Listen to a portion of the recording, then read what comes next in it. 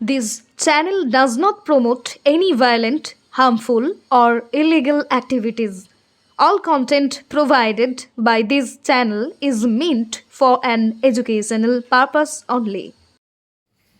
ঘটনাটা কি ঘটেছিল?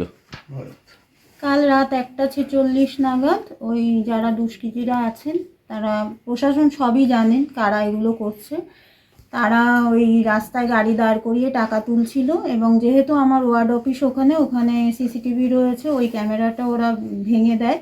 এবং এটা আজকের ব্যাপার না, দীর্ঘদিন ধরে ওই মল্লিক মাঠ সংলগ্ন যে জায়গা, মল্লিক মাঠে সকাল থেকে রাত পর্যন্ত নেশা হয়, ডেনড্রাইটের নেশা হয়। এবং এখানে হাই স্কুল রয়েছে পাশে ভুবনমোহিনী স্কুল আছে বাচ্চাদের, সেখানে সবসময় পিকনিক চলছে, সেখানে মদের নেশা চলছে।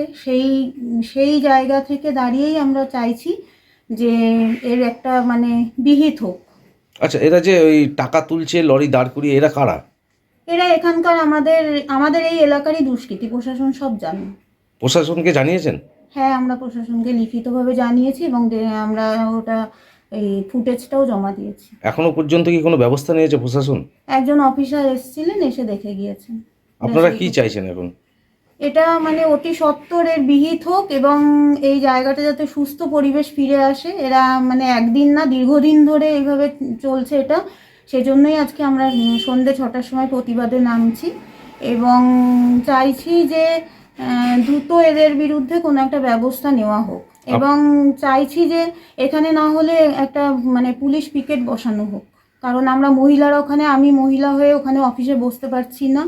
আর মহিলারা ওই মল্লিক মাঠ দিয়ে যাতায়াত করেন, এদের পাড়ার অনেক মানুষ যাতায়াত করে, তারা ওখান দিয়ে যাতায়াত করতে পারে না। সবসময় ওখানে একটা নেশার আসর বসেই থাকে। আপনার নাম আর ডিজিগনেশনটা? শান্তশ্রী সাহা, আমি এই ওয়ার্ডের কাউন্সিলর, 4 নম্বর ওয়ার্ডে।